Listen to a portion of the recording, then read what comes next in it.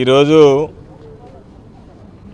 మా సహచరుడు కావలి మాజీ శాసనసభ్యులు రామిరెడ్డి ప్రతాప్ కుమార్ రెడ్డి గారి మీద ఒక అక్రమ కేసు బనాయించడం జరిగింది. శాసనసభ్యుడిగా ఉన్నటువంటి వ్యక్తి అవినీతికి పాల్పడుతూ అక్కడ ఉన్నటువంటి అన్నవరం దగ్గర క్వారీలో విచ్చలవిడిగా సహజ వనరుల్ని కొల్లగొడుతున్నటువంటి నేపథ్యంలో ఎంత మేర అవినీతి జరుగుతుంది, ఎంత మేర అక్రమ మైనింగ్ జరుగుతుంది అనేటువంటి దాన్ని పరిశీలించడానికి అనుమతులు ఎంతవరకు ఉన్నాయి, అనుమతులు మించి ఎంత మేర వీళ్ళు దోచుకుంటున్నారనేటువంటిది చూడడానికి ప్రతిపక్షంలో ఉన్నటువంటి వ్యక్తిగా ప్రతాప్ కుమార్ రెడ్డి గారు కొందరిని వెళ్ళి ఫోటోలు తీసుకుని రమ్మని చెప్పడం జరిగింది.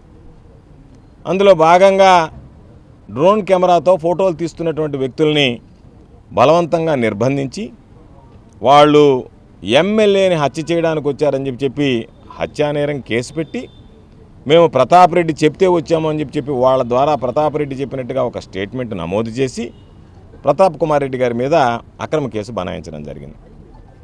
దీనికి సంబంధించి హైకోర్టులో ఆయన రిట్ దాఖలు చేశాడు. ఈరోజు అది విచారణకు రానుంది. ఏ విధంగా అయితే గతంలో నా మీద అక్రమ మైనింగ్ కేసు పెట్టి విచారణకు వచ్చినటువంటి రోజు ఎస్సీ ఎస్టీ జోడించారో అదేవిధంగా ఈరోజు ప్రతాప్ కుమార్ రెడ్డి గారి మీద కూడా ఎస్సీ ఎస్టీ అట్రాసిటీ సెక్షన్స్ జోడించడం జరిగింది. అంటే వాళ్ళ ఉద్దేశం రాకూడదు, బెయిల్ రాకూడదు, బెయిల్ రాకుండా నిలువరించాలి అనేటువంటి లక్ష్యంతో ఈరోజు తప్పుడు కేసుకి మరిన్ని తప్పుడు సెక్షన్లు ఈరోజు యాడ్ చేయడం జరిగింది. దానికి సంబంధించి గతంలో వెళ్ళాం, కుటుంబ సభ్యులతో మాట్లాడాం. కుటుంబ సభ్యులు సహజంగానే ఆందోళనలో ఉంటారు, స్థానికంగా ఉండేటువంటి నాయకులు కార్యకర్తలు ఆందోళన చెందుతున్నారు. కాబట్టి ఇటువంటి నేపథ్యంలో మేము వెళ్ళి వాళ్ళకి భరోసా కల్పించాం. ప్రతిపక్షంలో మా బాధ్యతగా ఈ ప్రభుత్వంలో, కూటమి ప్రభుత్వంలో శాసనసభ్యులుగా పనిచేస్తున్నటువంటి వ్యక్తులు అనుసరిస్తున్నటువంటి ప్రజా వ్యతిరేక విధానాలు, అవినీతి అక్రమాలను ఎండగట్టడం మా బాధ్యత. కాబట్టి ఆ బాధ్యత నెరవేర్చడంలో అక్కడ మాట్లాడడం జరిగింది. దానికి సంబంధించి అనకూడనటువంటి మాటలు, మాట్లాడరానటువంటి మాటలు నా మీద కానీ, నా సోదరుడు శాసనమండలి సభ్యులుగా ఉన్నటువంటి చంద్రశేఖర్ రెడ్డి గారి మీద కానీ శాసనసభ్యుడు వచ్చి మాట్లాడడం జరిగింది. ఆయన ఏం చెప్పాడు, మీకు ధైర్యం ఉంటే కావల్లో అడుగు పెట్టండి అన్నాడు. మేము ధైర్యానికో లేదా ఆయన తొడగొడితే అయ్యా ఆయన తొడగొట్టాడు కాబట్టి మేము వెళ్ళాలనే పౌరుషానికో కాదు. మేము మాకున్నటువంటి నాయకులు కార్యకర్తలందరితో మా రీజనల్ కోఆర్డినేటర్గా ఉన్నటువంటి వ్యక్తి కారుమూరు నాగేశ్వరరావు గారు, మాజీ మంత్రి, ఆయన ఈరోజు అక్కడికి వస్తున్నాడు కాబట్టి మేము అందరం కలిసి వెళ్ళి ఆ కుటుంబాన్ని, అక్కడ ఉన్నటువంటి స్థానిక నాయకుల్ని, కార్యకర్తలతో మాట్లాడాలని వెళ్తుంటే ఈరోజు దానికి సంబంధించి పోలీసులు సిఐ గారు వచ్చి, వేదాయపాలెం సిఐ గారు మాకు నోటీసులు ఇచ్చి ఓ పక్క చంద్రశేఖర్ రెడ్డిని నిర్బంధించి మాకు సంబంధించినటువంటి నాయకుల్ని, అదేవిధంగా దారిలోనే నాగేశ్వరరావు గారిని అటకాయించి ప్రతాప్ కుమార్ రెడ్డి ఇంటి ముందు భారీ బందోబస్తు పెట్టి మేము ఎప్పుడు చూడలేదు ఇటువంటి విపత్కర పరిస్థితులు. అంటే మీ ఉద్దేశం తొడదడితే ఆయన తొడదట్టిన దానికి మద్దతుగా పోలీసులు వస్తున్నట్టుగా కనపడుతుంది. అంటే మేము ఇంట్లో నుంచి బయటకు వెళ్ళకూడదు, ఈ ప్రభుత్వం చేసేటువంటి అవినీతి అక్రమాల గురించి మాట్లాడకూడదు. ఈరోజు ఎవడన్నా మాట్లాడితే వాళ్ళ దగ్గరికి పోయి ఫోన్లు చేసి మీ స్థాయి అంతా మీరు మాట్లాడతారా అని చెప్పి బెదిరిస్తారు. ఎవడన్నా ఫ్లెక్సీ కడితే మీరు ఫ్లెక్సీ కట్టే అధికారం మీకు ఎక్కడుంది, ఏదన్నా కడితే తెలుగుదేశం వాళ్ళు కట్టాలా, మేము కాపాడాలా ఆ ఫ్లెక్సీని ఊరు చెంచకుండా, కానీ మీరు కట్టడానికి లేదని చెప్పి పోలీసు వాళ్ళు వచ్చి చించేస్తారు. ఇది ఎప్పుడు చూడలేదు ఇంత వింత పోకడి. అందుకే ఎమర్జెన్సీ రోజులను తలపించేటువంటి విధంగా ఇవి ఉన్నాయి. కాబట్టి మేము శాంతియుతంగా వెళ్ళాలనుకున్నటువంటి దానికి వీళ్ళు అడ్డంకులు సృష్టించడం సరైనటువంటి పద్ధతి కాదు. కాబట్టి ఖచ్చితంగా ఏదైతే ఈరోజు మేము కార్యక్రమం అనుకున్నామో దానికి ఏం చెప్తున్నారంటే పోలీసులు, ఈరోజు ఒక్కరోజు వాయిదా వేసుకోండి సార్, రేపు వెళ్దురు అని చెప్పి. దాని అర్థమైంది, ఈరోజు అందరూ వస్తారు, నాయకులు అందరూ కలిసి వెళ్తారు. కాబట్టి ఈరోజు కనుక దాన్ని మినహాయిస్తే మరలా అందరూ గుమ్ముకోవడం కష్టం, కలవడం కష్టం. కాబట్టి ఏదో ఒక విధంగా వీటిల్ని నీరు కార్చాలా, ఈ కార్యక్రమాలు ఏమీ జరగకూడదు, ఈ జిల్లాలో అవినీతి జరుగుతుందనేటువంటిది బయటకు పొక్కకూడదు. కాబట్టి ఈ కూటమి ప్రభుత్వంలో ఉండే పెద్దల దృష్టికి కూడా ఈ జిల్లా అవినీతి పోకూడదు. కాబట్టి ఈ జిల్లాలో ఉండే పోలీసు ఉన్నతాధికారులు ఆ ఎమ్మెల్యేలకు కొమ్ము కాస్తా వాళ్ళు చెప్పినటువంటి మాటలు వింటా పోలీసులను మా మీదకి పురమాయించి ఈరోజు మమ్మల్ని నిర్బంధించి నిరోధించేటువంటి ప్రయత్నాలు జరుగుతున్నాయి. ప్రజాస్వామ్యం అపహాస్యం పాలవుతుంది, రాజ్యాంగ విలువలు పడిపోతున్నాయి. ఇటువంటి దురదృష్టకరం, దుర్మార్గమైనటువంటి పరిపాలన ఎన్నడూ చూడలేదు. కాబట్టి మేము ఎప్పటికి కూడా జిల్లా ఎస్పీ గారిని కోరేది, శాంతియుతంగా మేము ఏదైతే వెళ్ళాలనుకున్నామో వాటిని మీరు అనుమతించండి. మీరు అనుమతించకుండా మీ అంతటి మీరుగా మా మీద పోలీసు ప్రయోగించి మా నాయకులు కార్యకర్తల మీద దొంగ కేసులు పెట్టాలనేటువంటి దుర్మార్గమైనటువంటి ఆలోచనతో ఉన్నట్టుగా మాకు అర్థమవుతుంది. మేము వెళితే మరలా మా పోలీసులను కూడా ఏదో ఒక విధంగా వీళ్ళు వాళ్ళ మీద దాడి చేశారని చెప్పి ఇంకొక 307 కట్టేదానికో లేకపోతే దానికి ఏదన్నా ఎస్సీ ఎస్టీ జోడించేదానికో. ఎందుకంటే మన ప్రసన్న కుమార్ రెడ్డి గారి విషయంలో విన్నాం, మీ అంతటా మీరు పడి మీ చెయ్యి దెబ్బ తగిలితే ప్రసన్న కుమార్ రెడ్డి మా చెయ్యి ఎరగొట్టాడని చెప్పిన పోలీసులు పోయి కేసు పెట్టారు పాపం. ఆయన మీద ఒక 307 నమోదైంది. కాబట్టి ఎప్పుడు చూడలే ఇంత దుర్మార్గమైనటువంటి చంద్రబాబు నాయుడు గారు ఉన్నప్పుడే.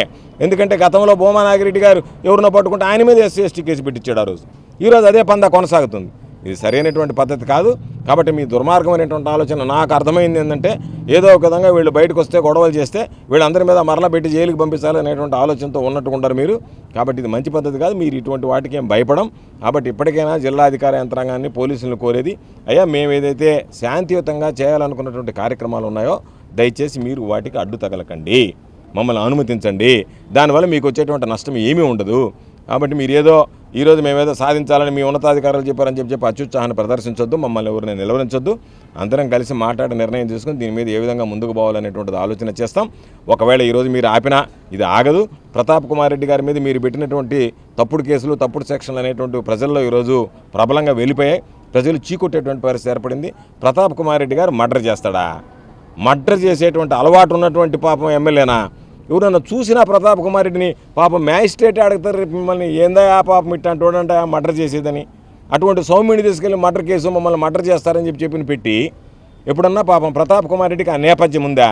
మర్డర్ చేస్తాడు, ఎప్పుడన్నా గొడవలు చేసేవాడు, ఏదైనా గొడవలకు పోయేటువంటి అలవాటు ఉందా పాపం? కాబట్టి అటువంటి వ్యక్తిని తీసుకెళ్ళి మీరు ఈరోజు అనవసరంగా చేయడం మంచి పద్ధతి కాదు. ప్రతాప్ కుమార్ రెడ్డి మీద మీరు నమోదు చేసినటువంటి కేసు వల్ల చదువుకున్నటువంటి కావలిలో ఉండేటువంటి పట్టణ ప్రజలు కూడా ఈరోజు ఏసడించుకునేటువంటి పరిస్థితి ఏర్పడింది. ఈ ప్రభుత్వాన్ని అసహ్యంగా మాట్లాడుతున్నారు. ఎక్కడికి వెళ్ళినా ఈరోజు సంఘీభావం తెలియజేయడానికి వందలాది మంది మొన్న మేము కాలు వెళ్ళినప్పుడు స్వచ్ఛందంగా కూడా అక్కడ ఉన్నటువంటి వ్యాపారస్తులు, అన్ని వర్గాలకు సంబంధించినటువంటి ప్రజలు రావడం జరిగింది. ఇది మరింత పతనానికి దారితీసేటువంటి పరిస్థితులు ఏర్పడతాయి. ఇది సరైనటువంటిది కాదు అని చెప్పి తెలియజేస్తున్నాం. ఎవరు ఎంతమంది పోలీసులు వచ్చినా, మిలిటరీని ఇక్కడ దించినా మా పోరాటం ఆగదు. మాకు సంబంధించినటువంటి వ్యక్తులకు జరిగేటువంటి అన్యాయాన్ని ప్రశ్నిస్తూనే ఉంటాం. తప్పనిసరిగా దీని మీద వైఎస్ఆర్ కాంగ్రెస్ పార్టీ పోరాటం అందరితో కలిసి కొనసాగుతుంది. ఈరోజు నేను, నాతో పాటు మా సహచర శాసనసభ్యుడిగా పనిచేసినటువంటి సంజీవయ్య గారు అందరం కూడా మాట్లాడుకుని అందరితో కలిసి నిర్ణయం తీసుకుని దీనిలో ఏ విధంగా ముందుకు వెళ్ళాలనేటువంటి దాని మీద జిల్లాలో ఉండే నాయకులు, కార్యకర్తలు, స్థానికంగా ఉండేటువంటి నాయకులు, నియోజకవర్గాలకు సంబంధించినటువంటి ఇన్ఛార్జీలు, శాసన మండలి సభ్యులు అందరితో కలిసి నిర్ణయం తీసుకుని దీన్ని ముందుకు వెళతాం తప్ప ఎక్కడా కూడా మడమ తిప్పనటువంటి పోరాటం చేస్తాం. తప్పనిసరిగా ప్రజలకు సంబంధించినటువంటి ప్రతి సమస్య మీద వైఎస్ఆర్ కాంగ్రెస్ పార్టీ మా అధ్యక్షుడు జగన్మోహన్ రెడ్డి గారి నాయకత్వంలో కొనసాగుతుంది పోరాటం. ఈరోజు మీ అందరి దృష్టి జగన్మోహన్ రెడ్డి గారికి ప్రజల మరలా ఈరోజు ఎందుకు పోగొట్టుకున్నామనేటువంటి భావన ఏర్పడింది. ఏ రోజు ఎన్నికలు జరిగినా సరే జగన్మోహన్ రెడ్డి గారు మరలా ముఖ్యమంత్రి అవుతాడు. కాబట్టి ఆయన ముఖ్యమంత్రి కాకుండా ఉండడానికి మీరు పోలీసులను ప్రయోగించి బల ప్రయోగం చేసి మమ్మల్ని అరికట్టాలని, నిర్బంధించాలనేటువంటి ఆలోచన చేయడం మంచి పద్ధతి కాదు. కాబట్టి తప్పనిసరిగా రామిరెడ్డి ప్రతాప్ కుమార్ రెడ్డి గారికి, ఆ కుటుంబానికి అండగా నిలిచి మా పోరాటం ఈ విషయంలో కొనసాగుతుందని చెప్పి ఈ సందర్భంగా తెలియజేస్తుంది. హిట్ టీవీ యాప్, ఇందులో short news, live news, entertainment shows, movies, digital magazines తో పాటు మీ జిల్లా వార్తలను కూడా ఫ్రీగా చూడొచ్చు. ఇంకెందుకు ఆలస్యం, వెంటనే హిట్ టీవీ యాప్ ని డౌన్లోడ్ చేసుకుని ఫ్రీగా ఎంటర్టైన్మెంట్ పొందండి. Hit TV app, hit TV app, please download hit TV app. Hit TV app ని ఫ్రీగా డౌన్లోడ్ చేసుకుని ఎంజాయ్ చేయండి. మీకు నచ్చిన ఎంటర్టైన్మెంట్ కోసం హిట్ టీవీ యాప్ ని ఫ్రీగా డౌన్లోడ్ చేసుకుని ఎంజాయ్ చేయండి. హిట్ టీవీ యాప్ ని డౌన్లోడ్ చేసుకుని ఆస్వాదించండి, ఆశీర్వదించండి. ఇంతమంది సెలబ్రిటీలు హిట్ టీవీ యాప్ ని డౌన్లోడ్ చేసుకోండి అని చెప్తున్నారంటే ఎంత మంచి యాప్ ఆలోచించండి. అమెరికా అమెరికా అమెరికా అమెరికాలో చదవాలనుకునే వాళ్ళకి విశ్వసనీయమైన పేరు మన శౌర్య కన్సల్టెన్సీ. UK లో 1 year masters, UK లో 1 year masters, 2 years work permit up to 5 years visa. Contact Shaurya Consultancy. Contact 89851 89851.